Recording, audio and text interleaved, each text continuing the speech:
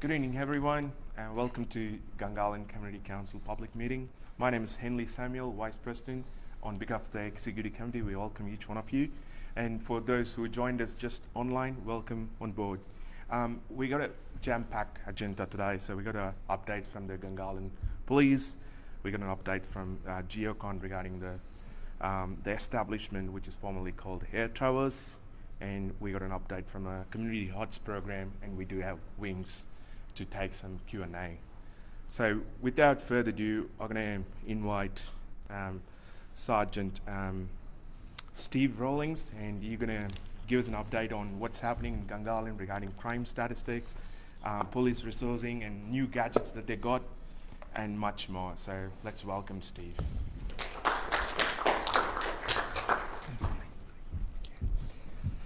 Firstly, apologies from the regular station OSC, Sergeant Anderson. He's on other duties in Sydney for the week, so you have to put up with me for tonight.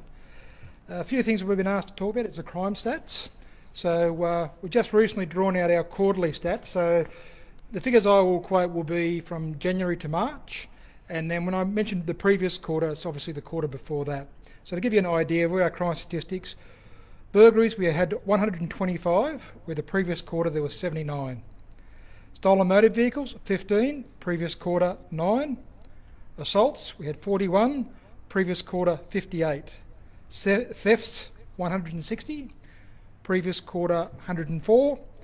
Traffic complaints, 20, the previous quarter 24. Traffic complaints on Horse Park Drive, 2, previous quarter 1.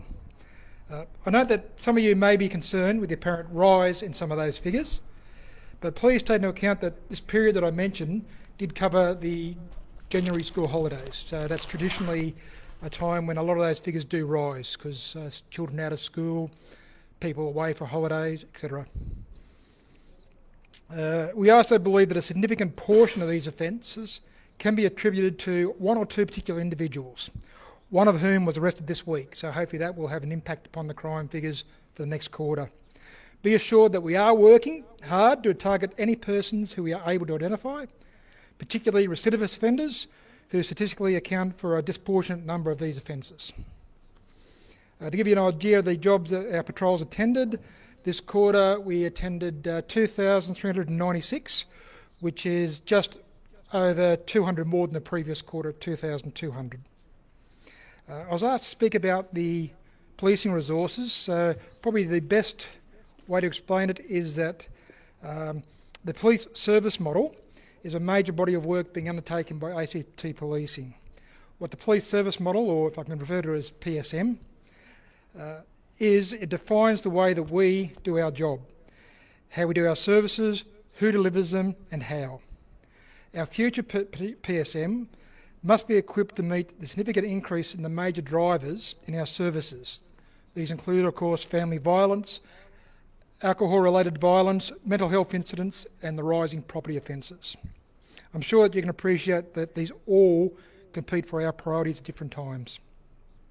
It's also critical that we have the capacity for evidence-based policing methods that can address more complex criminal activities, driven by technological changes and changing community needs and expectations. The police service model must also ensure that we can service a large and more dispersed population, of which Gungahlin is a prime example. The future police service model will focus on prevention, disruption and working with other agencies. It will allow my officers to spend more time engaged with the community, provide real-time intelligence, and will develop better evidence-based policing approaches to crime problems.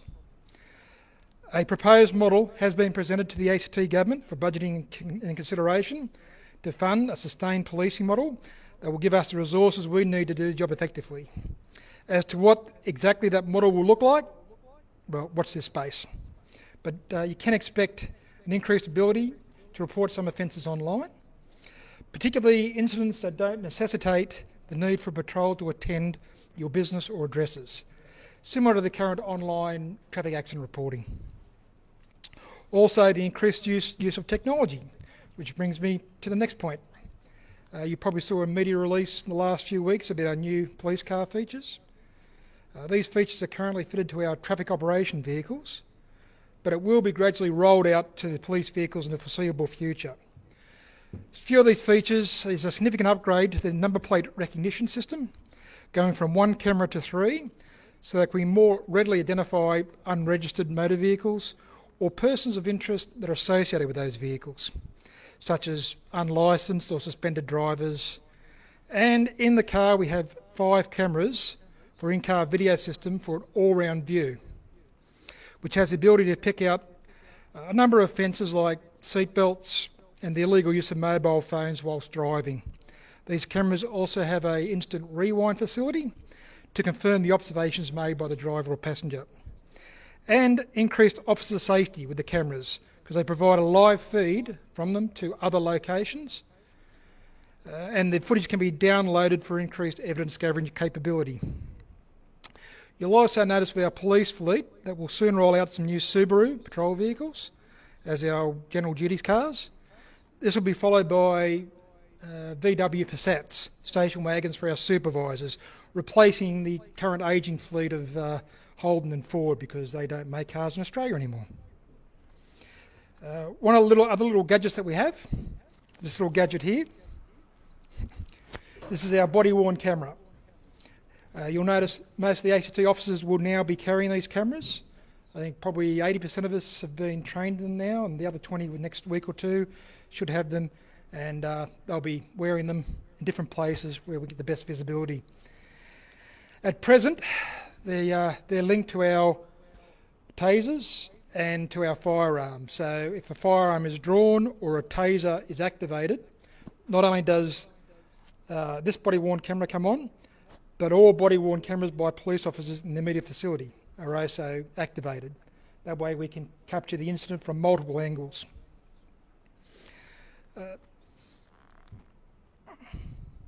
What we see as a benefit of this is that it provides an accurate record of events that are difficult to dispute, leading to a better outcomes for victims of crime. It's an ideal independent witness. It doesn't lie. There's less time required for doing written statements when the video is available. The quality of the evidence presented in court is increased, leading to quicker court outcomes. Audio and video evidence may support reluctant witnesses through the court process. And there's a greater protection for police and the public in case of excessive use of force claims. Later on this year, as officers and the public become more familiar and comfortable with the camera use, our capabilities will be extended, allowing us to record other police activities such as recording of witnesses and victim statements at the scene, capturing the events and emotions as seen by the investigating officers at the time. As you can gather, we go to an incident, say a family violence incident, there's a lot of emotions. They may not go to court for another 3, 4, 5 months, which time the emotions have died down and words can't portray it. So by taking real-time video while we're there at the incident, if it goes to hearing, the court can actually see what was going on at the time. Now, whilst I can understand the general interest in the recent murders that we've had in Gungahlin, traumatic events, I need to emphasise that they are still subject to ongoing investigations, so I can only provide limited information in the meeting. So, on Monday the 11th of March 2019, about 2 a.m, police were called to a residence in Gungahlin where a 56-year-old male had suffered critical injuries. Officers performed CPR. However, despite their best efforts, the man died at the scene. A 30-year-old male, known to the victim, was taken into custody a short time after that, and he has been charged with murder. We thank the public for who have already come forward with information, but as always, if anyone else has information in relation to this incident, we urge them to call Crime Stoppers on 1800 333 000. Likewise, about 10:15 p.m. on Friday the 15th of March 2019, police received a call for assistance to an assault in Palmerston. On attendance, a 17-year-old male engaged with police violently and had to be restrained by several officers. 3 victims were identified, including an 83-year-old man who had suffered critical injuries. All 3 victims were transported to Canberra Hospital, where the elderly male passed away a few days later as a result of his injuries. By all reports, a totally random, unprovoked attack by the young person on the elderly victims as they arrived at their residence. The young person has been charged with the murder and numerous other charges as a result of this incident. He has since pled not guilty this week when he appeared before the ACT Children's Court, so we'll proceed to hearing. Again, if any person has information in relation to this incident, I urge them to contact Crime Stoppers on 1800 333 000. And that's about all I have for you tonight. Thank you. Thanks, Steve. So anyone has any questions? Mm-hmm. Yep. Thank you. I've heard that Gungahlin has the least amount of police in the area. Since we are such a growing population, do you think we need some more? We are growing, but even though the police numbers at the station are proportionally smaller than some other areas, the job does recognise as a growth area. With our police service model, hopefully we can address some of these issues. But you must remember that even though we might have a certain number of patrol cars tied up at any time, with the way that we operate for our operations centre, we can draw cars in from other stations, City, Belconnen, even Woden and Tuggeranong if necessary. And the same as we support our other regions as well. So if it's quiet in Gungahlin and there's an incident happening in Belconnen, we'll divert there. We also have traffic cars available to back us up and unmarked crime cars. So although the numbers are small, we've got to remember we have very limited space at our station. So a massive increase in personnel, we wouldn't be able to cater for them there. We're looking at options of transportables. Hopefully that'll be addressed in the near future. Okay, thank you. Anyone else? Look.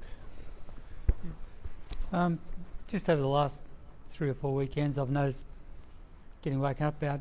I live at Gungahlin, but you can hear motorbikes which seem to be going quite fast and seem to be on Horse Park Drive or going down Gundroo Drive and then turning on to Horse Park and going away. It's about 2 a.m. Saturday or Sunday mornings. Has anyone reported anything like that? I can't think of specific times for that. We do get reports of motorbikes in different streets at different times, and sometimes people are fortunate enough to be able to give us an address where they come from, which obviously we can act on. Yeah. In your case, we could go out there and have a look, but trying to catch them could be another problem in all extents and purposes. We could do it. If you ring up and report it, we'll get a car out there and might chase them away from you, if you like. Yeah.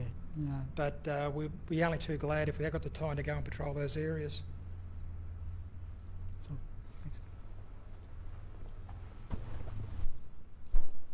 thanks. At the last meeting, it was numbers in our station in Gungahlin was raised as an issue that station's not big enough, we don't have enough boots on the ground, and it was said, well, we're potentially looking at preventative action rather than more boots on the ground, more cars in the street.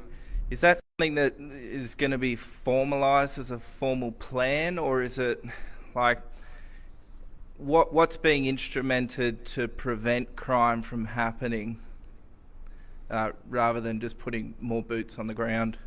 A lot of that can be traced back to intelligence-led policing. If we can get the intelligence, then we can target the right people at the right time. Obviously, there's only so much that we can do. But by targeting a lot of recidivist offenders, as I said before, statistically, just throwing figures out there, 10% of the criminal population probably do 90% of the crime. So if we can target those 10%, lock them up, that'll have the flow on of reducing the crime rate down. We do have very limited room at the station, although we are currently looking at remodelling our floor space, so to fit a few more constables in.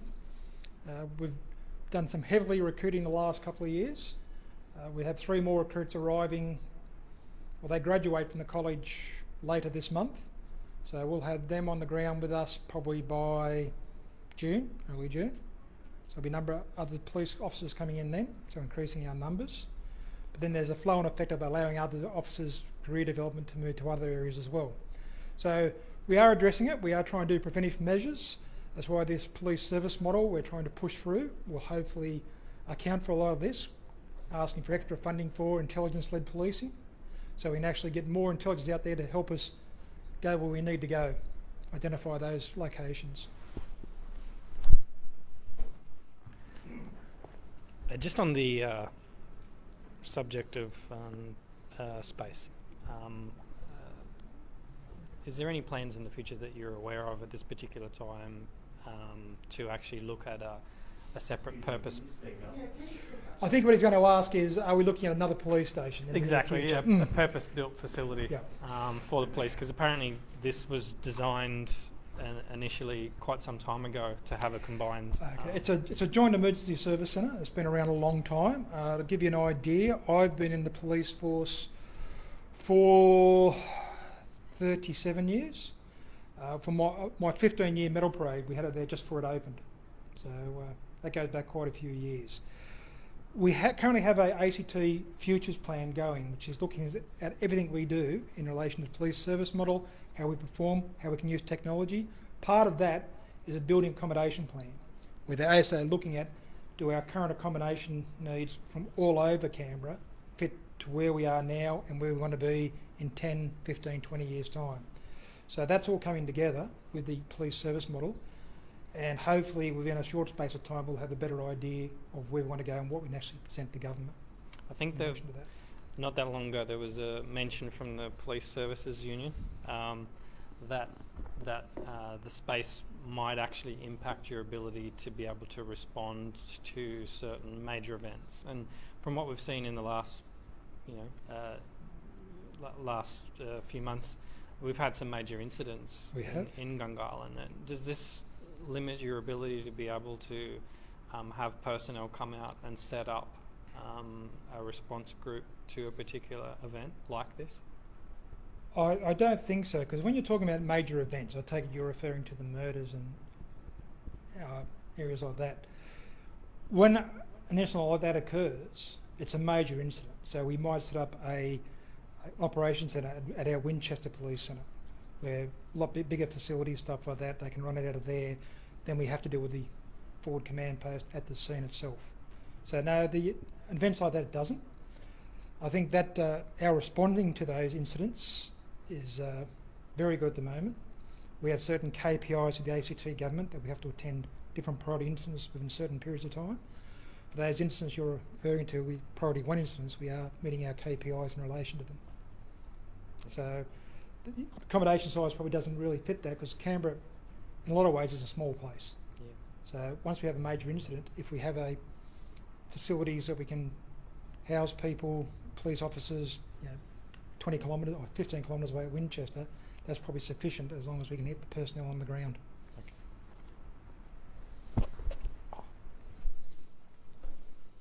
Anyone else? I got a question for you on the Productive Commission report, which came last week in the Canberra Times about. So apparently you were shot in ACT, like 100 cops shot in ACT. So is that like we don't have any, so the report reads in the way that we don't have resources that we need in Canberra. So if it's like 100 cops we need in extra additional 100 cops we need in Canberra, like I'm not sure how it's going to affect in Gungahlin, considering it's the fastest growing region in Australia. So, and I understand that you're saying that your current accommodation where you got, it doesn't have enough space. Are you guys considering moving to some other bigger space, or because it's definitely it's not going to, we don't want this to be impacted on the community that for no, look, I fully understand. As I said, we have a building accommodation plans that are looking into it, into spaces like that. Whether that means that the fire brigade eventually move out and we take over the whole building, I'm not sure, or another building's identified. Our needs as far as where we're located are probably a little bit different from some of the other services, where things like the fire brigade have to be prefer to be geographically centred or located in relation to an area. We're more democratic. We have to be near a town centre, so there's transport routes, so public can actually get in, not only just rely on motor vehicles, get into the police stations to report crime and come and see police. So we prefer to be near a town centre. So if we do eventually move in the near future to a bigger accommodation, obviously something would have to be identified, hopefully within in and around the town centre. Excellent. And one final question. So the process of changing the drugs law and legislating all those illegal drugs and stuff. So are you guys being consulted by ACT government to see, how they're going to work in a strategic way? Because now it's going to be a whole bunch of new things that you got to look into it. Have you got any consultation? I believe, are you referring to the cannabis laws that they're talking about? I know that our legal area have had consultation in relation to it, and they did put a submission into the government in relation to the legislation, which is currently before their working committees. Okay. So we did have an input. All right. Excellent. Anyone else have any question?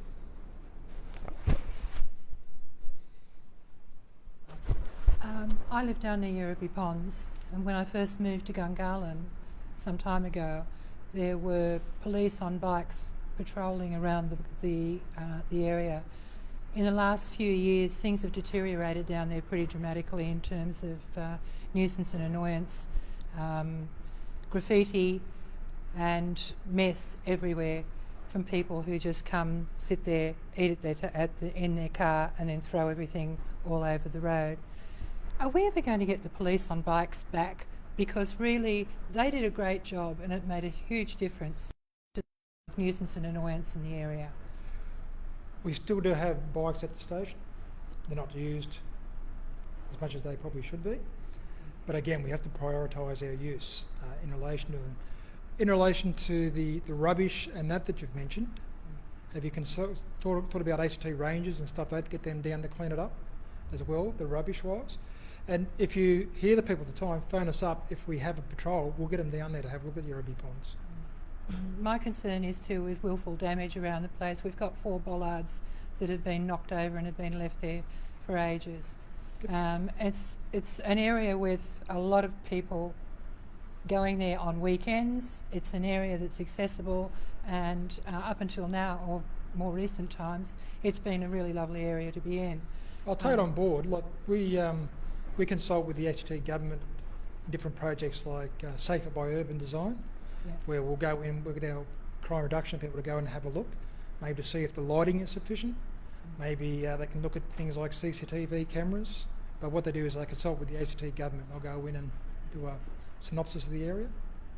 If you'd like to write into the station or contact via email to crime reduction, I'm sure that they'll look at something like sending people down and having a look at it. Thank you. I think thank you, Steve, for your time, and we do appreciate what you guys do. So thank you very much for coming down. Thank today. you.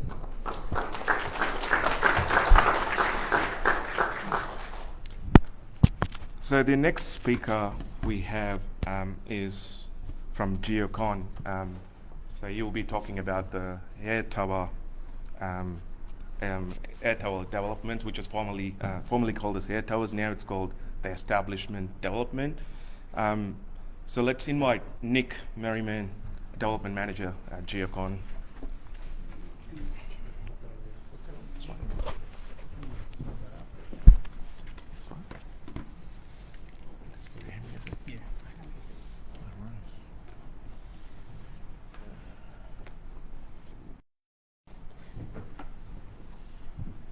You click it when it comes up. It's connected.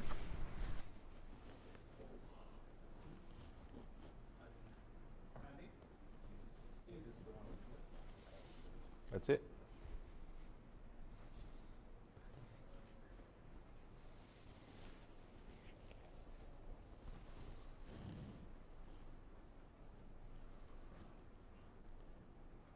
Fantastic. All right, thanks very much. Just like to thank the GCC for inviting us here tonight. I'm the development manager who works predominantly for GeoCon, and GeoCon and Empire Global are currently working on a JV at the site of, hopefully I can make this happen.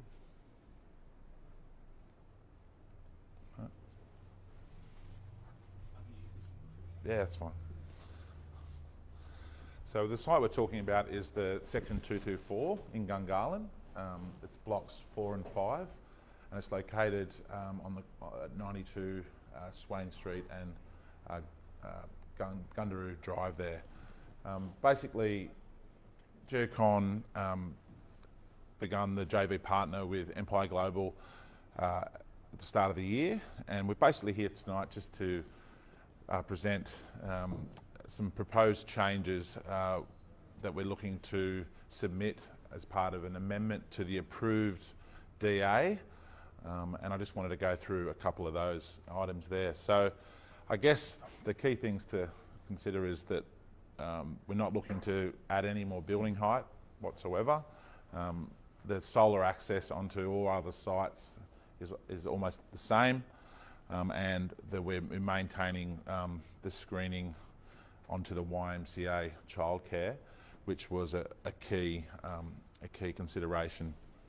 If you go to the next one. The main items we're looking to submit as part of the amendment will be a facade treatment change, and that's resulted in a new brand, the establishment, which is a Chicago warehouse style offering with mixtures of outdoor swimming pools, outdoor gyms, outdoor cinemas and private amenity on the upper levels. We've also looked to increase some commercial offerings on the ground floor and extra commercial car parking to suit those needs. And then another key element to this project, which will be part of the amendment, will be more affordable units within that area. We know that there's been a bit of a dearth in that affordable stock in the area, so we're looking to add in it to cut up some bigger 3-bed units into some smaller affordable 1-bed apartments. If you want to go to the next slide. So I guess that's basically it. I'd love to have, if you've got any questions. I know this has been a site that had previous concerns from the Gungahlin Community Council, and that's why we're here. And we believe that the new skin and the new brand behind this project is fantastic, and we really think it's going to be an amazing outcome for the Gungahlin community. It's been released 2 weeks ago, and we've already had about 30 sales in 2 weeks. So it's been well received, and I open the floor to any questions. I'll start the questions so people can follow. Sure. So with the stories, how many stories at the moment do you have? So it's 14 stories, 14 stories. On one tower, Yeah. And 7 on the other tower, and that remains consistent with the approved DA. Okay, and with the car park, has it been reduced or? Yeah, so we're looking to add some additional car park within the same footprint. Yeah. And that works out to be about 40 to 50 spaces. And the main benefit around that is we found on the previous scheme that there was a lack of adequate car parking from the previous scheme, and also with the additional commercial, the extra car parking is to facilitate the commercial mainly, with a couple of extra for the extra units.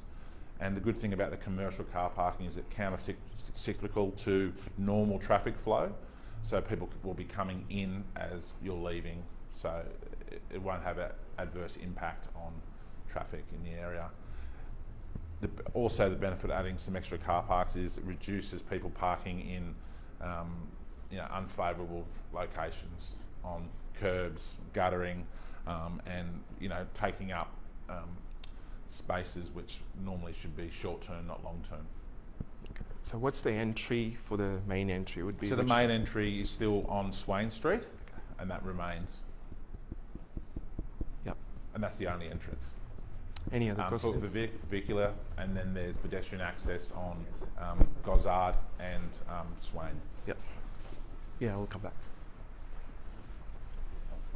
I'm just interested in the concept of affordable housing. You said you've made it affordable by just cutting the size of it, so that will make it that maybe single people can buy a cheaper place. But what about affordable housing for families? Yeah, so that's good. That's a great question. Thank you. Some of the stock that we've introduced is not only just, I guess there's different affordable thresholds throughout the ACT, and note that the affordable threshold has gone away from being just about the size of units. The new approach will be towards what the unit offers as far as living opportunities. So we've also got a mixture of 2 bedrooms, 2 bathroom units that are very affordable as well, under that $400,000 mark. So, sorry, 2 bedrooms, yeah, and the display suite's currently open on the corner there, so 7 days a week. When you talk about the affordable housing, like what's the price we are looking at? Or, what do you mean by affordable with the tag? The affordable. I guess there's first home buyers, and then there's the affordability market. Now, I was lucky enough to purchase an affordable unit house about 5 years ago in Gungahlin, in Casey.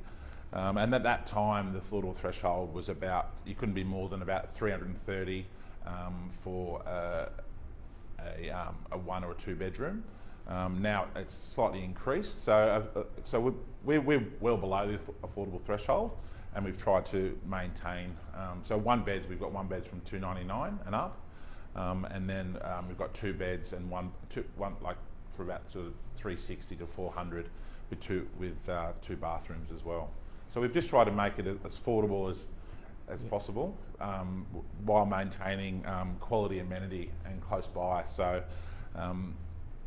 the great thing about this is you can get an affordable 2-bedroom property for under, and then you've got access to an infinity pool, an outdoor gym, private dining, private and shared outdoor cinema, so you can use it for kids' birthday parties or sporting events. So, and then you've got a very functional apartment with good storage and good layout.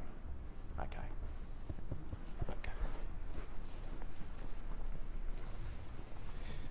Thanks. Just a question about Geocon. Sure. Do you want to talk about that? Geocon's got the Sorry, I've got to get the camera. I've got to. Sorry. Okay. Sorry. Geocon's got the existing development it's done on the corner of Anthony Rolfe and Gundry Drive. Infinity. Yeah. Yep. And it looks a little bit unfinished or a little bit ugly at the moment, in my personal one. Right on the corner, you sit there. You've got the realestate.com. It's kind of like a shop front. Yeah. It doesn't have an awning, and it's all sort of barren. There's no trees been put in, there's no shading devices. So they cop the western sun and all the winds. I'm not sure whether that was an oversight in the planning or. Yeah, I mean, I would have to. Unfortunately, I wasn't involved in that project through its entirety. I know. Are you referring to the landscaping on the ground? I know that some of that was that's territory land. I think majority of that is territory land on just out the front. I know what you're I know the area you're talking about. Okay, so from realestate.com, the building there. The building, yeah. How far would the boundary be away? I'm not sure, but I definitely remember when I was involved in that project for a period of time. And I definitely know that area out the front there was a territory asset that was being reinstated by the territory. So I'm happy to take that question on notice and come back to you in relation to. But I think it's like everyone, has been around for a little while, knows it's a Geocon one. If you've got another Geocon down there and they look at that Geocon and think they don't finish their projects, or it looks a bit like they haven't really, you've thought about from the 5th story up, but not down below. Yeah, I guess what we're trying to do with this establishment is if you go back, can you go back to the first slide? Yeah, it looks like you've got the commercial down the bottom. Yeah, so this is another key aspect of Geocon and Empire. So that's the corner of Swain Street and. Yeah, so that's Gozard and Swain. So what we've looked to do here is we're not only previously. I guess the new approach that we've taken is we want to make these places quality at the time of completion, and sort of attract key tenants. So we'll be looking to instate, some cafes, sort of baristas, barbers, pizza shops, and have those as part of the finished product.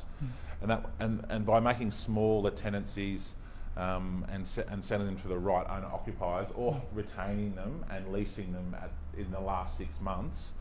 It will enable us to make sure that ground plane is active and quality from operation in the building. And I guess that's a new approach that GeoCon, and obviously we're involved with Empire here, but GeoCon at Republic and all the new precincts we're putting to the market. We see this as a key link between the Yerrabee Pond and into the light rail. And we believe that the majority of people here will, yes, they may have a car, like all Canberrans do, and the surrounding villages, but we believe that people will live here, students will stay here and commute into the town via the light rail, which is only 400 metres away. So as you get up to the top of Gossard and then go round onto Gundry Drive. Yeah, there's another. We've actually. What was your name? Simon. Thanks, Simon. So we've got 6 units here. The one here, 2, 3, 4, 5, 6, and on the end we've got some live work units. So there'll be accommodation up the top, and then commercial on the ground floor. And on this end we see another cafe on that roundabout, which will be a bit of a connection to offer the community of all the single resi down on the Yerrabee Pond side, another option for retail. G'day. Good evening. Sorry I arrived a little bit late, so I might have missed some of the question you might have answered. So your design has changed substantially from the original proposal put in. And so it's the first time we viewed it was when this was announced and all laid out. So just a couple of things. The original planning, I think, didn't include car spaces, because the whole idea was people would live there, use the light rail, etc. So does this plan include on-site car spaces like basement or anything like that? Yeah, so thanks for your question. The original scheme had approximately 270 units approved. Yep. And 280 car spaces. Okay, so there will be provision for correct. Tenant and we're just parking. looking to increase that by approximately 40 to 50 car spaces. Okay, that's fine, because the reality is people will have cars. Exactly right. And previously, I think the previous owner was looking to retain some units and rent those out with a slightly different approach. We're looking to not just retain those, but sell those and give people opportunity for home ownership in Canberra. Right. So 2 of 3 is all the public facilities that you list down the bottom there. So are they actually? Sorry. So the facilities that are commercial. amenities, commercial. Yeah. Are they actually bought into and sold, or you're looking for tenants? Yeah. So it's a mixture. Generally, how a developer would work is they'd need to obtain a certain amount of pre-sold units. Yep. Combination of residential, commercial. What we've done here is we've looked to really reduce the size of these units. These are only about 60 to 70 square metres. Some of them are 40. So because they're smaller, we've got the ability to hang on to say half of them and really secure quality tenants and give an outcome that basically delivers an end product, which will be, an awesome sort of bar, sort of like Casey Jones in Casey, and then we've got Sorrento Pizza out of Marnica looking to do a deep pan Chicago style pizza here. We've got a barber keen. We've got a laundromat very keen, which is currently working in Greenway, another one of our sites, and is just absolutely killing it. And it's probably only the second automated laundromat in Canberra, so it's going really well. So there's lots of good uses there, and we're hoping to make it a destination for. Okay, on the weekend, before work, after work. I guess my only concern is I'm actually a very close local resident. Yeah. And even though this is town centre, etc., yeah, you're building pretty well in a residential area. So I guess my only concern is where you've got advertising bars and restaurants. So from my perspective, Sirens is far enough away. If they have Yahoos, they can annoy the police station, that's good. But now you're within earshot of my place. And especially when you've got it's good to see the overall building height reduced. Yeah. But if you've got a theatre on the rooftop there, and you're going to have advertised That's 12 stories high. That's going to be 12 stories, yeah, you right? won't hear that. No, but if you're going to have like footy finals, yeah. you're going to have a bunch of yahoos on the roof. Yeah. Then I'm not going to like yahoos watching the footy final right You'll over be my watching- backyard. You'll be watching it you'll be hearing in your room. Because Yeah, Phil will no, be up there no, watching State of Origin, No. World Cup. I need to. Look, That's fine. You've I know, answered. yeah, I understand what It's you're just saying. consideration for local residents and I on think this how you is, treat your commercial this is, space. It's up here, Thanks very so much. it's quite high. It's 12 stories. I don't think. What about the units just above, like with the sound proofing? The soundproofing, yeah. So great question. When a DA amendment or DA is put in, an acoustic report is done, and that's not only an outdoor cinema. It also takes into consideration any commercial space. So there's extra acoustic insulation, window thicknesses, and that's all governed by BCA and will all be up to standard and installed at the time. Okay. So, you've spoken about parking for the tenants or the owners. What about for the commercial? Yes, that's so in that. Because we have that problem at the moment that I've seen around Gungahlin. There's not enough parking for the businesses. Yeah. And then they're parking on the streets illegally, etc. So that's what. So with the additional can car space, customers park in your basement? Is there? there'll be additional commercial car parking attributed to these particular units, and within the EPSDD rules and regulations, there needs to be a certain amount of visitor parking. So I lost the word there. Okay. Visitor parking. And so then, every apartment would have at least one car park? Yes. There are a couple of studios that won't, but it's a far better outcome than the previous scheme. The previous scheme, there was a lot of tandem car spaces, which can't be sold independently. And this I think there's about 20 units without a car space.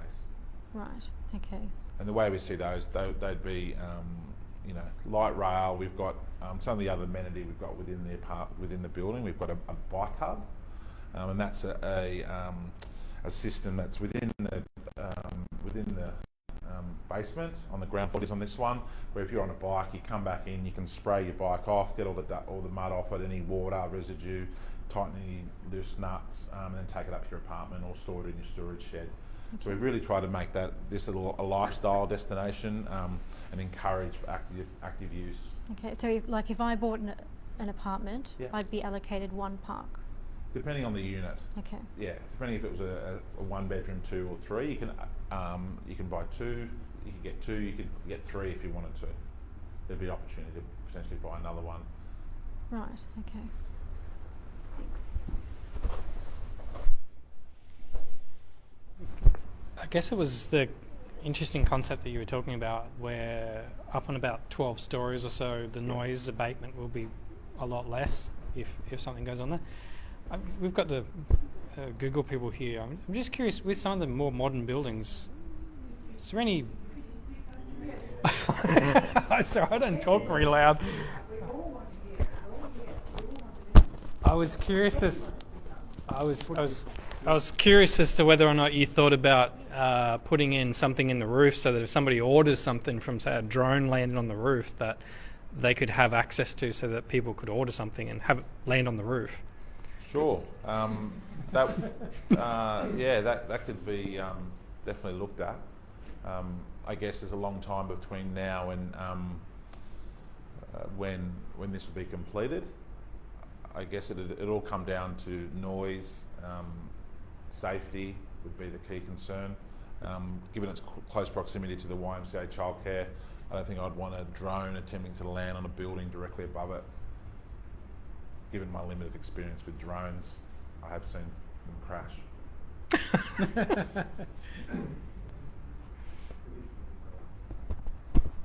Are you the Google guy? Yeah. Oh, sorry. just want to go back to the car parking for the commercial. So how can the body corporate manage that? So you're going to provide visitors car parks, but reality is that tenants park in the visitors car parks. We see that in a lot of the other developments in Gungahlin. So Empire's got another development in Harrison where there's a gym and restaurants and things like that.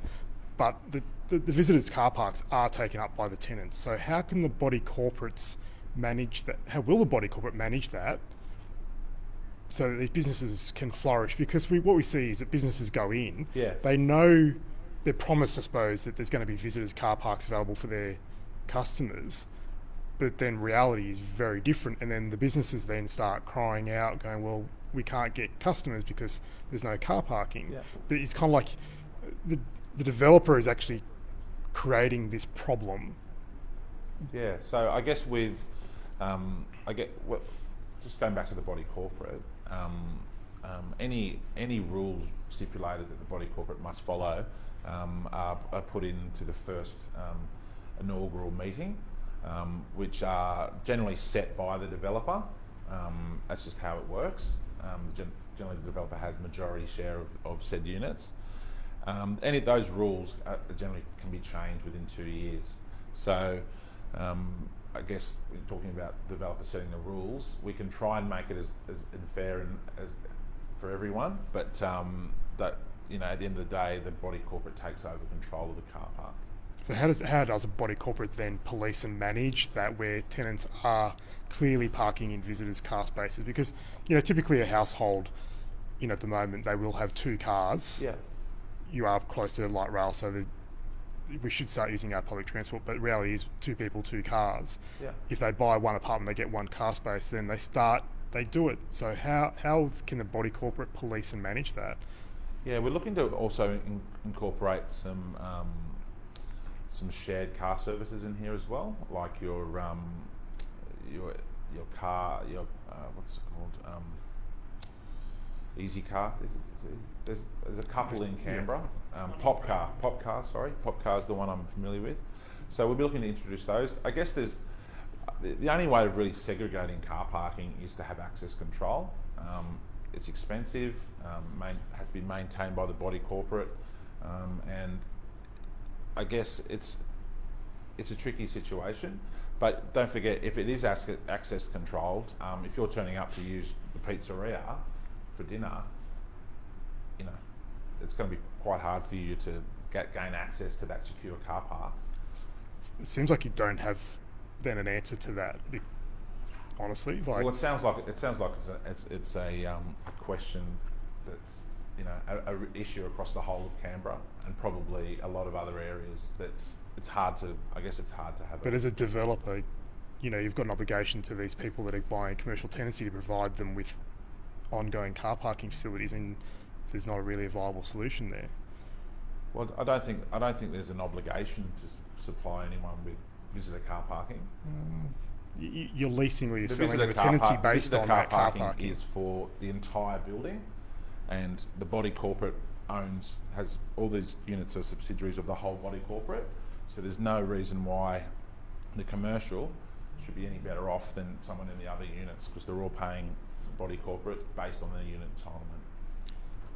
But the apartments that people own, they have their own. I live in an apartment, and I have my 2 spaces because that was sold with my apartment. Yeah. Do these apartments not have allocated? Yeah, they do. They all have their own allocated parking spaces, and there's generally a rule around visitor parking. You have to demonstrate adequate visitor parking within or surrounding your development. Okay, but is the visitor parking separate from the people that own the Generally, parking yes. spots? Yeah.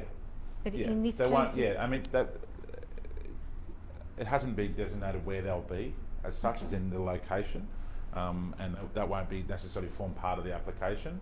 That it just will be resolved once detailed design is completed, and construction documentation, structural documentation is produced, which confirms layouts of columns, and you get a real understanding of your final space within the car park and the basements, and then people buying units like yourself, you might say, oh, look, I really want to have a car park next to the lift. I live on this corner, and we can facilitate that as well. So we'd like to leave some flexibility around that. Okay, right. So you're still designing? So yeah, so there's two stages to a development process. There's a development application design, which meets the criteria of the territory. And then once that's then approved, you move to a BCA requirement, and that then becomes detailed design drawings, which take into consideration other components of the building. But that's not to say that when the DA is submitted, all those consultants around fire, traffic, acoustics, engineering, hydraulics, they're all engaged during that DA process and all submit reports at that stage as well. Okay.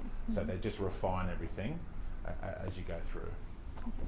Thank you. As we're going to wrap up, I'm going to ask you Oh, no, these guys have questions over here. one more there, online? Okay. I'll put my question and we'll Must pass be it good on. at answering questions. So because now you increased the car park and stuff, so have you guys done any traffic modelling in the Gungahlin Drive? Especially, it's a nightmare as of now. So we're putting more units and with that density. So have you guys done any traffic modelling to see how that's going to work with the car parks and stuff? So the way we will be doing further analysis as part of the DA submission, yes. Okay, excellent. So there's a question from online. Online. Awesome. Yeah. It's about car parks.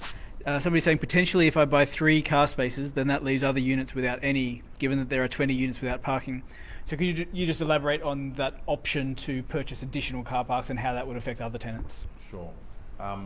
So there's a certain limit to the amount of units we have, and we have a price list which designates said units have these car parks. And then there is, I leave a few up my sleeve, enable me to either give it to you or make it visitor, additional visitor car parking, make it the commercial, or just some flexibility around there, so that at the end of the day you're not left with if all of a sudden you've got to put a column somewhere, you don't lose a car park. So there's some flexibility around that. Thanks. Good question online. Hi. I've actually just got You can have 2 quick ones. Yeah, that's right. So are you in the process of putting together the DA documentation? Yes. Do you have a time frame from when you're planning to lodge the DA? Yeah. So Or DA amendment, sorry. Yeah. So the DA, it's basically preparations, Okay. and the DA will be submitted in the next month. With the intention to complete building like Construction will be- mid-2020? Construction will begin in October this year, and then approximately 18 months after that. Okay. And sorry, just about the facade. Yeah. Is the intent to use all those 3 different materials? So we're not just going to end up with glad you asked one this. So this is later? really excited about the way this building's transformed from a white and green building into something a bit softer. So this is precast concrete. We've got brick elements through here, and then off-form concrete, some painted, some not painted, and then this areas here are some vertical cladding, which, yeah, cool. I think it's going to be the best building in that little cluster of towers. Righto. So Leslie. I'm not sure of the DA process with this, because I understood it's all amendments to the original DA, so I don't know if it's going to go out for public comment. It is. It certainly is. Yeah, Going to go back out? we're happy for that. We've engaged with key stakeholders. We've already had some meetings with the YMCA. They're very comfortable with the way this is going. Yeah. We've maintained this. There was the screening onto the childcare. We've actually increased the amount of screening far higher up the building. Yeah. I guess, yeah, look, I just take back to not just the YMCA and whatever, but yeah, it's quite a lot of local residents, which are just normal local residents in Yeah. the community, so there will be significant impact with things like lack of on-street parking for your commercial facilities. So if you have quiet streets nearby, they're going to fill up with cars based on your yeah. We haven't complex looked. We haven't. I guess the commercial space. we've added some additional commercial space, but it's not it's only sort of 20 to 30% more. We haven't gone for a huge amount more. We're not looking to double the space or anything like that. Yeah. Okay. All right. And I guess Can't do much about it. But I mean during the public consultation period, look forward to receiving anyone's support or further requests for information. And I guess it's the road network is a TCCS asset, and how they maintain that, and they might nominate some additional car parking within that space, but I guess there's limited area to work with there, so they'll have to make it work as best as possible. But that's why we see to having extra car parking is key to getting cars off the street, and people using their cars on the weekends and catching the light rail. Does anyone any questions from the middle here? I think we are running out of time. I've run out of time. Yeah. Thanks, Nick. Obviously, I think it'll be great if you can come back again when you find more information about the car parks and traffic, traffic modelling and those kind of things. So it'd be great if you can come back. Yeah. Peter? Peter's got my details. So if you've got any questions, please filter them through between now and the public consultation starts. And open to everyone's comments and questions, and hopefully you guys look at purchasing here. All right. Thanks, Nick. Thank you. Thank you. Do we have Michelle? Excellent. So the next one is from the Community Arts Program. We have Michelle Grimstone, who's the Community Arts Officer of the Gungahlin District. And let's welcome Michelle.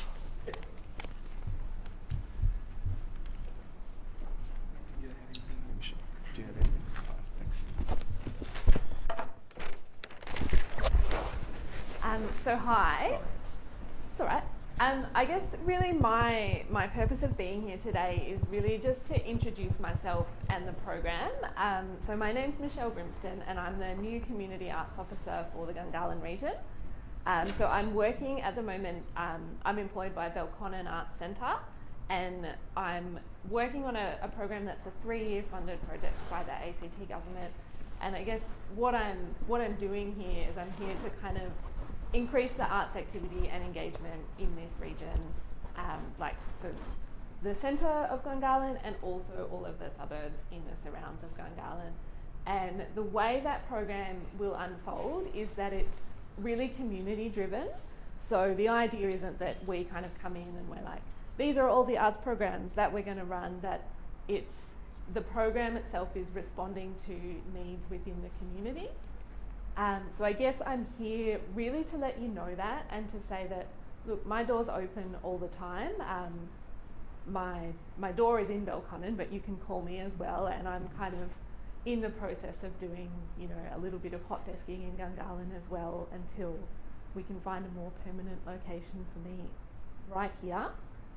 And so, what that might look like is, it really could be anything. So it could be working with small groups, it could be scouts groups, it could be schools, could be like a youth group that's running in the community, could be like with the Senior Citizen Centre, it could be anything. So I guess, what I'm asking from you, I guess, is to be excited and to be like, yay, we love art. I love art. And I guess to feel like you can approach me with any ideas that you have. If you're, working with a school, or you're part of a group and you think, oh, we really want to do something, we've got this idea, we've got this crazy thing that we'd like to happen, and to come and talk to me. So at the moment, it's very flexible, and it's really, I've been here for 2 weeks, so I'm very much in the process of just, figuring out what's out there and who's out there and who wants to do what. And it can be across any kind of art form as well, so it's really, really broad. It could be dance, it could be drama, it could be visual art, it could be street art, it could be multimedia, light installations. So anything that's got a creative element, I guess, I'm here to support that and to help those ideas get off the ground, to kind of, bring a bit more creativity and arts in Gungahlin. I guess it is a region where there's not a lot of dedicated arts infrastructure. So, you know, for example, Belconnen has the Belconnen Arts Centre, Tuggeranong has the Tuggeranong Arts Centre. Gungahlin, you know, we're really relying on existing facilities at this stage and kind of working in really creative ways with the space that we have. And I guess just exploring possibilities. And I think really, oh no, so the other thing I want to talk to you about is just to let you know that the first event for our program that has been confirmed will be the NAIDOC in the North celebrations, and that they will happen on the 13th of July in Gungahlin Town Park and with Gungahlin College. So again, if that's something that you or a group of people or someone you know or a friend of a friend wants to be involved in, come and chat to me. I'm happy to kind of hang around afterwards and have one-on-one conversations, because public speaking is terrifying. Or you can ask me questions now. But basically it was just to show you my face and say, hi, I'm here, let's make art. That's what I wanted to say.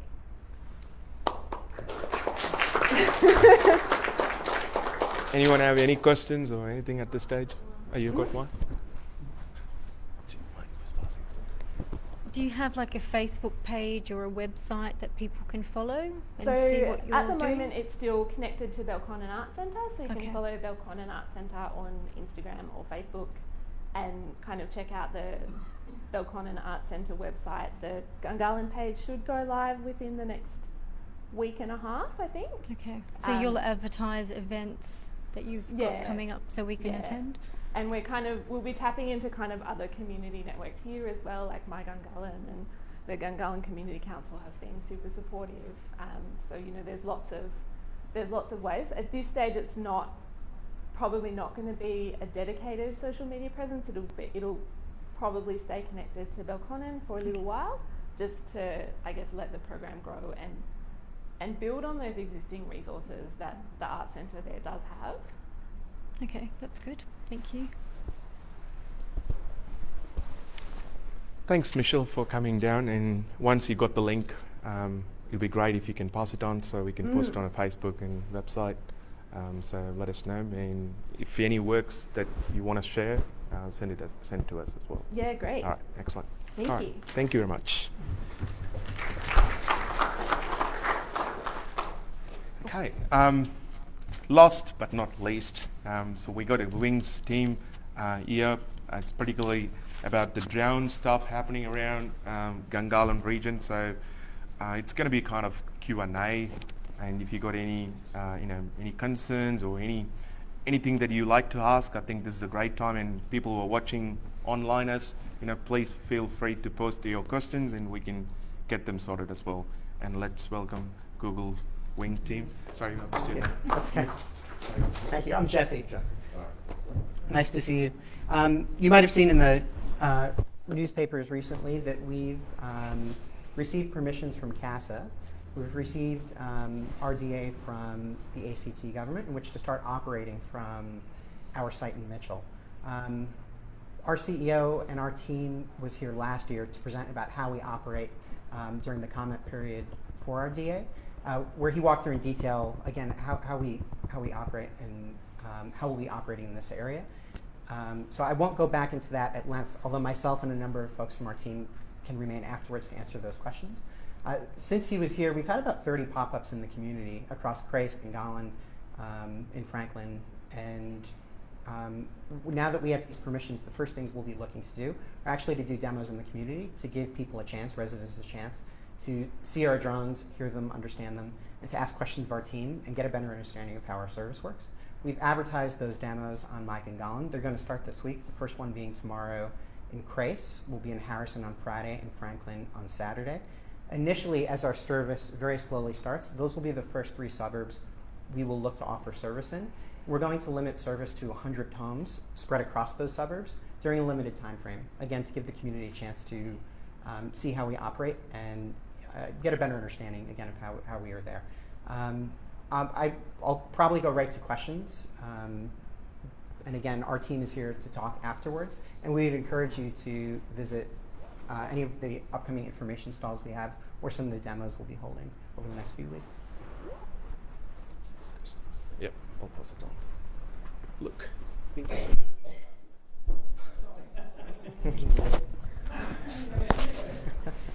Tested sturdiness, that's good. Yeah, look, probably just taking into account feedback from the previous presentation last year based on trials down south. So the major concern was with, yes, an interference with public peace. So with how you're rolling this out here, do you have any rules that you're going to employ, such as operating times and potentially maybe air routes that might avoid sort of residential areas? Sure. Or you're just going to be line of sight everywhere and go over houses regardless? It won't be just line of sight. I should add, from the trial we ran in Bonython to the service we'll be offering in Gungahlin or in the Mitchell area from our Mitchell site, we've developed a new drone, and we will be exclusively deploying that drone here. And what's the biggest change to that drone is in noise. So we've developed noise abatement propellers that not only drop the decibel level, but this is probably the more important part. It reduces the pitch, or the frequency, the tone, by over half. Some of the feedback we received from Bonython, when people would have conversations about the noise and what they found most impactful from the noise, usually was about the pitch. So our team has developed this new propeller. We will deploy that, or we will operate that drone with that new propeller here. And that's why we do want to do these before we start service, these demos in the community first, to give people a chance to actually see this and hear this for themselves. In terms of hours of operation, when we first start, and again to those first 100 homes across 3 suburbs, we'll offer service on Wednesday, Thursday, and Friday from 7:30 a.m. to 4:30 p.m., on Saturday from 8 a.m. to 4:30 p.m., and on Sunday from 9 a.m. to 4:30 p.m. So we are also, in addition to, we're calling it early flyers. These will be the first people who sign on to the service. We'll keep that service, those service hours limited in that scope, again, to give people and the community a chance to understand that and give feedback to us. So we will keep hours within those time periods, and again, we'll be operating a drone that was different from the one we used during the Bonython trial.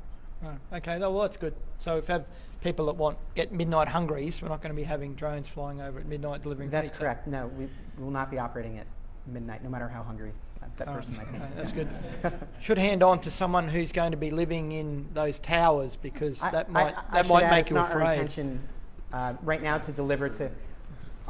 Our service right now will be to single-family homes. So we won't be delivering to apartment complexes or things like that. At the moment, we'll be delivering to a residence, either front yard or backyard, assuming it's clear. So I live in Crace, and I'm sorry if people already know stuff. What do I need? Is this a microphone? Just don't put your name. Oh, sorry. I'd like to know what types of things you're delivering. Sure. What's the weight of the things you're delivering? What's the security of holding the things you're delivering? Is it, how does the drone land? Where does it deliver it to? Sure. In relation to the house?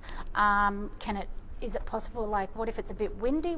Can things drop on your car, or that sort of thing? I'll go through, sure, and please, after, hit all those points. So if I miss some, just go back to them. But the way we operate, we deliver to a front yard or a backyard. Our customers will have an app. On that app will be a combination of local and national businesses. We'll launch right now with, and that will be a combination of both food and non-food items. The non-food items will mainly be chemist items, Panadol, sunscreen, etc. The items that we can deliver have to weigh no more than 1.2 kilograms, and they have to fit in a package that's designed specifically for our drone.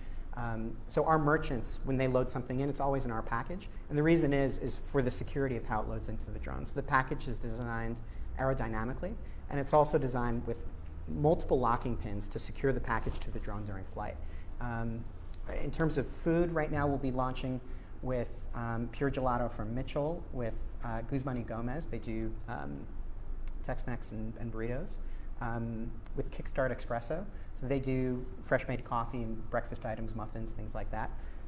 Again, we'll have chemist items, and we've had probably 24 local businesses approach us since we've talked about coming to the Mitchell area. We're starting conversations with all of them right now. So we'll be able to launch immediately with some food items, some chemist items, etc. But over time, we've had a lot of interest from local businesses in working with us for us to deliver their items. So we'll continue bringing businesses on. That's part of why we're starting slow too, is so businesses have a chance to understand how we operate and see if they think there's a market for this going to the neighborhoods. Height. So the way we fly at about 30 meters above the ground. Again, from our site in Mitchell, we fly into the neighborhood at about 120 kilometers an hour at 30 meters above the ground. That's how we could do food, for example. Like when we deliver coffee, that's how it's delivered hot, because we fly very quickly. When a drone arrives to, and I'll say your home, if you were the customer, to your home, we will have pre-designated either your backyard or front yard as a delivery area, but the drone does not land. The drone will hover from those 30 meters when it's cruising to about 7.5 meters and then deliver the package via line. So then the package will it will still be on a hook, but the locking pins will come out of the package, and on the line, the package will be dropped to your driveway or backyard. So the drone never lands. That way, people aren't interacting with it during that delivery process. Once the package is on the ground, the drone will go back up to 30 meters and fly back to our site.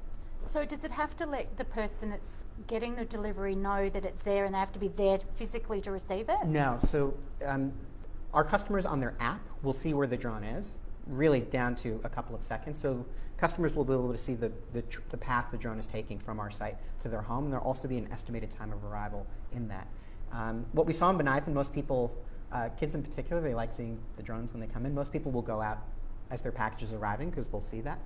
But no, they don't stand there and catch it. We actually give instructions to our customers as to how that happens. We just let the drone drop the package to the ground. So you say that they'll be you've updated the noise technology on it. Will other, what if you get some naughty kids in the suburb that hear a drone and, you know, in the vicinity, I would see that as a kid, I probably would have wanted to grab it. We actually have a safety mechanism in place for that. So if there's any tension on that line during that delivery, the drone will just release the line as to not have it, you know, somebody dragging it back and forth. So if there is any tension on that line, we didn't see that in our trials. Okay. You know, we've done probably 3,000 customer deliveries across a number of trials. We've never seen that behavior yet, but we do have that design mechanism built in place if that were to happen. Okay, thanks. Thank you. So more questions coming. Thank you. There's a propensity here for the bird strike, and I'm just wondering what you're going to do to ensure that the birds are not killed or injured by your machines. And also, I'm just concerned about the level at which they're flying.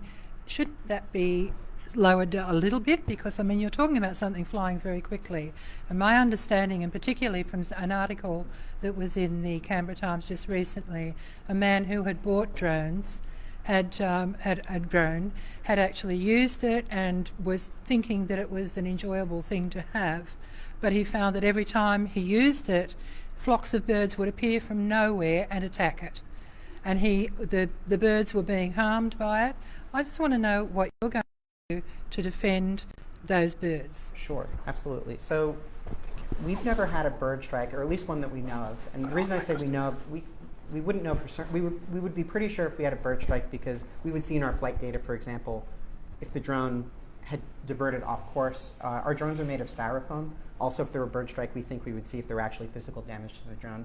In almost 70,000 flights, we haven't had a bird strike. And our drone is designed very, very differently from a traditional drone. So it's about 1 meter by meter, and it's on purpose, or specifically, it's done in very light colors, so birds don't see it as a predator. And actually the heights we're flying at were recommended by some bird experts specific to the birds in the area here. So we have done a bird study and taken recommendations from that study and are using those recommendations in our operations. For example, they made recommendations about the speed at which we go into hover and out of hover to take birds into account, the heights at which we probably wouldn't encounter birds, and then even the colors of our drones to take that into account. But there's still more research, even though we haven't had a bird strike. Nonetheless, we do take this seriously. We'll keep doing research here. We've started conversations with the Canberra Ornithological Group. A plan's not in place yet, but we think we're pretty close, in which we will work with them closely as to help better influence our operations here. So it is a new space, but some of the hobbyist drones that operate probably more erratically, I guess would be the word, as they go left, right. They just operate differently than ours. They look different than ours. They create a different noise, and they fly at different heights. So the specific model we're operating and the way in which we're operating, we actually haven't seen a bird strike yet. So, but nonetheless, we'll continue doing research, specifically local research to the area we're in, and that's why we're excited to hopefully work with the Canberra Ornithological Group because of their expertise specific to this area. My concern really with the sheer number of birds that we have here, we like them the way they are, and we want to know that as a community our birds are protected, because that's one of the joys that we have with the lovely environment here. We do not want to see any harm come to the birds. Absolutely. Let alone people. Look, we certainly don't want to harm people, obviously. We do not want to harm birds either, and it's why we're reaching out to third parties with real local expertise. To your point, the bird life here is very different than in other places we've operated in Australia or in the US, so that's why we are looking for that local expertise, and we've done the local bird work specifically to understand the fauna here and to make recommendations specific to the fauna here. And we'll continue that work, but we haven't had a bird strike yet. We have had we had a customer in Benaith we delivered to who had a family of magpies in the yard who would sometimes swoop at our drone, but we've never made contact with a bird and we've never had a bird strike. Let's got a question online, Jesse. Sure. How many drones will fly at once? That is to multiply the noise for those homes near Mitchell. So I guess just to take it a bit further, is there consideration given for concentrations of drones in any given place? Yeah, so our drones, when they arrive or depart from our site, will not all take the same route in and out. So we have a number of ways we can dynamically route outside of our site to account for the fact that we won't be flying over the same home every single time for every single delivery, even if there are multiple deliveries happening at once. I would suggest anyway that if people, once they experience this, if they have feedback about noise, specifically about, I heard 2 drones in an hour over my house or 5 drones in an hour over my house. We don't anticipate that, but if we have that feedback, people reach out to us. We put our contact information out in a number of different ways. We plan not to speak at every meeting, but we'll make sure to be at every GCC meeting as we're getting started. So if people have feedback they want to give us in person, they could do so before or after those meetings. We'll be in the community to receive this feedback. But if people like that they're experiencing something, there are ways we can mitigate for things like routing, for example. So we hope people will give us feedback. It will help us operate in a way that we hope is accepted by the community. Hi, I'll just make sure I speak up. The feedback that I'm seeing a lot online from people consistently, and I probably just want to give you the ability to make this clear, is some people seem to be confused about the sophistication of your drone versus a normal kind of retail kind of drone. And this is about the sort of the ability for this drone to react to its environment, and also some people seem to think that like a retail drone that flies around where it has a camera on it that sends a video feed to a physical sort of tablet, about the fact that they feel that your drone is the same as these other drones and that there's a privacy issue or component to it. Yeah, I'll speak to that point first. Most drones, either for commercial use or even the ones you would buy off the shelf as a hobbyist, generally they have cameras, or they're used for photography purposes, or that camera is used for the person who's operating the drone to navigate. We have licensed pilots who oversee our operations, but our drones operate autonomously. Those pilots are not flying with a live feed of a camera back to how they're operating. In fact, the camera on our drone is very small. It's grayscale. It's not movable. It can't be pointed or aimed at directions. It's really there as a backup to our GPS system. If we were to lose GPS, the camera could help the drone understand and compute on the drone, not via a live video, understand where it is to pick up its location. But to be clear, if our drone is flying over, I'm going to say you because I was just talking to you about, if we were flying over your home and you're not a customer, the quality of the image on the camera, we wouldn't be able to recognize you in your own backyard, for example, at the height we are flying at and at the quality of the camera that is on that drone. So the camera on the drone is for navigational purposes, but as a backup and not as a traditional way that people would normally navigate. So pilots do oversee this, but the drone is flying autonomously. to a customer's home and then back. So that camera is not, as most people would generally associate with, a typical drone camera. And so there is no live feed to pilots, and even if there were, the images that are there, they're used on the drone to compute, but you can't if you're a bystander, that means, again, just somebody who's not a customer, who's just in the yard or on the road, the quality of the image wouldn't even be high enough that we could recognize, or that anybody could recognize that person. Nonetheless, we obviously follow all Australian privacy laws, and we have very high privacy standards in which how we operate internally, but from the privacy piece of the camera it's just not like a typical, the drone itself, and this is why I would encourage people, if they have questions about this, to come to a demo or to come to one of our information stalls. When we put these up, we bring a drone with us. So for the demos, we'll operate them so people can see them, but even for some of the stalls we've had set up, we bring a drone with us. It's just not, it's not a typical drone that you might be familiar with in either you've seen in the community or seen pictures of or things like that. Our drone is built specifically to deliver the package in which we have. And the other part was, and I think Geocon kind of brought that up as well, about the safety involved in this type of drone is a lot different, because I've flown like the retail drones that you buy from the store, and they got sensors and that on them, but they're not as safe as something like this. We're regulated by CASA. So the safety we operate only with CASA permissions, in that we're flying beyond visual line of sight and flying closer to people than a normal drone would be able to. To achieve those permissions, we have to make a very, very rigorous safety case to CASA in order to operate in the way that we do. So they've made a safety assessment of our drone, and it's at a high level, I would put it that way. So we feel very confident that we will be operating safely in the neighborhood. Thanks, Jesse, for explaining the various aspects of drones in operating in Gungahlin. I have two questions. Sure. One is there any special reason to choose Canberra as your pilot?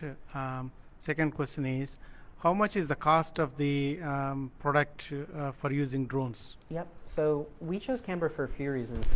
As I was saying earlier, our regulator is CASA. As they're based here, we thought it would be important, because this is one of the first trials like this. What we did, that trial was the first in its world. What we'll be starting in Mitchell also is really a first in the world technology. So we knew being near our regulator would be important.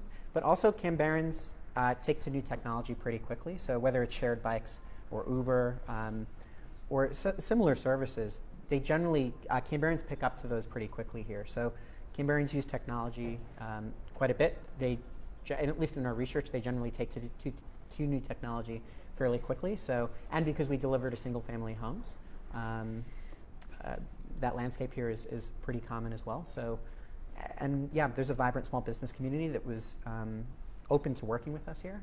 For the Mitchell site in particular, even before we had finalized or even picked that site, we were invited by the Mitchell Traders Association to really consider Mitchell and look at that, because the businesses there were interested in this. So that's why we're here, and we're proud to be here. We're excited to be here. We're going to have probably 24 staff by the time we're fully up and running, operating from that site, who will be locally. And we're excited for the small businesses that will get to partake in this, and the consumers that will as well. Just a question on... Oh, cost. I'm sorry. The cost generally, so the merchants, we're just delivering, again, whether it's food or chemist items or what it might be, we're delivering, those prices are set by the merchants. So we're not dictating to the merchant what price they charge. From the best we can tell, they're charging the same sticker price they would at their normal stores that they operate from. So the cost of this, for those, the cost of the actual items should resemble what you would pay if you were going to that business's retail shop. Right now, as we're starting with these 100 homes, we're not immediately going to start charging a delivery cost to consumers, but we will eventually do that once we start a more robust operation. Yeah, the question about bird strikes just got me thinking. With the region you're flying in, I guess you would have found this in the trial you've already done, but there's plenty of areas around here where hobbyist drones can still legally fly under current regulation. I'm not sure how that's going to change in July. So have you got a deconfliction plan? Yeah, we've taken into account a number of things that go into our flight. We run a unmanned traffic management system. Our flight system takes into account a number of those things. That's right. So I guess from a bird life perspective, right, we know where there are sensitive areas that we can deconflict around. We know, for example, in Mitchell, south of us, there's a model airplane club, right, for example. So we've taken into account a number of aspects in the area in which we'll be operating and build that into our system so those deconflictions can occur. Yeah, but like, for example, near us, there's a fairly open reserve area.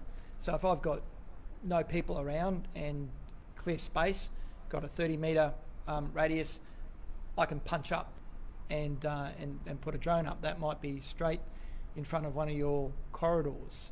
So I'm just wondering how you might deal with pop-up drones that may reach, because you can reach 30 metres. So unless we're near an airfield or a designated area, which comes up on your app that says don't fly. Right. I'm just wondering, is there a plan, or perhaps you can, if you're a drone operator or you're your own drone operator, where your app may provide a bit of notice when there are other commercial drones flying around? Yes, we said, to your point on the July piece, we expect that. I shouldn't speak for, look, I can't really speak for, I can't speak for CAS or where exactly this will end up or things like that, but we do anticipate that will be in place pretty soon, where just that can happen, where that deconfliction would happen at the app level. We think that's right around, we hope it's right around the corner. Yeah, well, hoping they're not going to restrict the normal drone operation too much. That would be... Look, most of our team, our engineers, et cetera, half our engineers are fixed wing pilots. Most of them are hobbyist pilots or operate their own personal drones.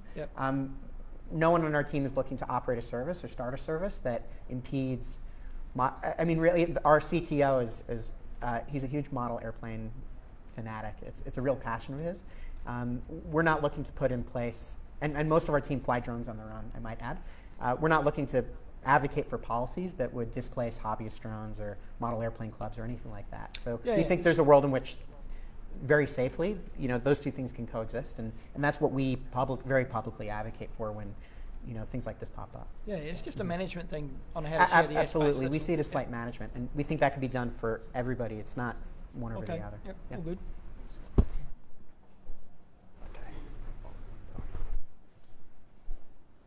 So you said you were going to service 100 homes with one drone? No, sorry. That will be with multiple drones. Although we don't think it will be common for everybody, all those 100 people at the same exact moment, to be ordering things all at once, for example. So no, it won't all be with one drone. Our drones have to charge after each flight. So so how many deliveries would you anticipate per day in the initial stage? During a weekday with a similar number of homes, in Gungahlin, we averaged about 21 deliveries a day, spread out over the course of our operating hours. So with that type of, with 100 homes to start, that was our average with a higher number of homes when we did our trial in Gungahlin. So that's the best data I have. Without starting, I can't say with certainty. We're still talking to consumers and understanding how they might use this service here, but that's, I guess, the best educated guess I could make would be we would probably average, that could go up or down or adjust, obviously, but probably with 100 homes, about 21 deliveries. So if Wing's going to have a commercially viable service, how many deliveries per day per drone would you expect, and how many drones would you expect to have? I think to start, we have room for up to 34 drones, if I'm not mistaken. And they can't all fly at the same time, so again, they have to charge on different cycles. So when one comes back after a flight, it lands, has to fully charge again before it could do another delivery. So when I say we'll have 34 drones, they won't all be operating at one time, but that's the number we'll have on our site to start. Yeah, so 34 drones, recharge of what, 10 minutes, 15 minutes? A little bit more. We charge, our charging cycle takes a bit longer, but they would still sag, or they would still fly shotgun, right? So one drone, you'd anticipate, what, 24 deliveries per day? I don't have that, that's, possibly. To be honest, I don't have that number off the top of my head, but things would have to be really, really busy. I guess, I'm just trying to get a picture of when it's fully operational. If it goes past the trial phase, how many of these drones you'd expect to see in the air? Yeah, in a place the size of Gungahlin. Certainly to start, and we will roll this out slowly because we know there will have to be a level of community acceptance here. it won't be very common, I think, certainly at the beginning, for there just to be drones everywhere all the time, especially because our hours are limited, et cetera. But we'll see. We will gradually keep expanding if the community calls for it, if people are looking for service, and if there's a level of community acceptance. But again, that's why we're starting small. Yep. So at the moment, it's kind of just a research and a bit of a game for Google rather than the thought of anything really commercially viable. I wouldn't call it research, but yeah, it would take a long time. Right, with the number of drones we're operating, yeah, that would take some time, sure. Thanks. What I can throw. We got a question coming from online. Okay, two here now. Residents are yet to hear the noise. If there are significant complaints, is there room to further refine the noise? Are you working on this given you've acknowledged the pitch of them? Yes. So if we receive feedback about noise that we can act on, look, if people have feedback on noise, if we want to hear that. It's what helped us determine that we did have to make improvements to the pitch. If we didn't have that feedback, we wouldn't have known to act on it. We think with this new drone, we think there will be a level of acceptance here because the pitch has come down. But if people have other noise feedback, we welcome that feedback because there are other things we can do to impact for noise. Looking at dynamic routing. And look, this is something we will constantly be improving on anyway. So yes, there is definitely, like all technology, there will always be room for improvement. It's in our best interests, obviously, to keep researching and developing those advancements. And we'll hope to keep deploying them down the line here. One of the things we did to reduce noise, or we'll do to reduce noise here, is if we fly slightly slower, we'll be able to reduce a decibel level a little bit. And we'll do that, right, to mitigate for noise. So when we get feedback about noise, there are things we might be able to do to better adjust our operations. So that's why we are open to that feedback. It's why we're here. It's why we'll be here at future meetings to take that feedback. And if we have it, there might be ways for us to take it into account. So we really do welcome the feedback. That's good. And next question, is this a trial or permanent? This site is permanent. We're starting at a very small scale, but as we maybe calling this early fryers program as a trial is fair enough, but this is a permanent site. So we've made investments in the site and we've signed a lease, we have a DA, and we hope to be operating from this site for some time. And with the images you were talking about, it's all going to be grayscale, but I'm not sure. Every time they show you guys on the TV. They show what? I'm sorry? Show you on the TV and stuff, like the wings, the news about the wings, they have a crystal clear image of every single houses and what's happening in the backyard. So yeah, so that's not from our drone. I'm sorry, to be clear, you mean like the video of our drone flying That's over? right. So that would be in like the case of a news camera. That's not an image from our drone. Okay. Just to be clear. Yeah, that's an image of our drone, somebody else's camera taking a video of our drone, but that does not come from our drone. So even if you see, I see this a lot too, sometimes there's B-roll of like drones flying over, but that's not, that imagery did not come from our drone. That would have come from either a news organization's drone or hobbyist. That's most likely B-roll or stock footage of a drone flying over a neighborhood. That wouldn't come from our drone, just to be crystal clear. And all your data are safely secured in USA, is it? Our data is stored in the US, yes, and encrypted. And it's not in Australia. Our data is not in Australia. Is there any law in Australia about the privacy policy of the data? We keep up with APP, with standard Australian law and privacy principles. So it's stored in a way that does comply with Australian law for the type of data we have, but that is stored on servers in the US. Just a final thought before we close on. So now wings have started. I'm pretty sure that in future many drone companies are going to come up. It looks like started to look like a drone innovation coming down to our backyard, or how do you see that in future? Yeah, in due time, and this goes back a little bit, I think, to the traffic management piece. I think in due time, there will be other people, even if it's not commercial drone delivery. You know, think about photography for real estate. I know for the light rail, the contractors there were using drones on a regular basis to survey the light rail sites. I think drone use will become more common generally, whether it's for commercial delivery or for a number of either hobbyist or commercial practices beyond just what we are doing.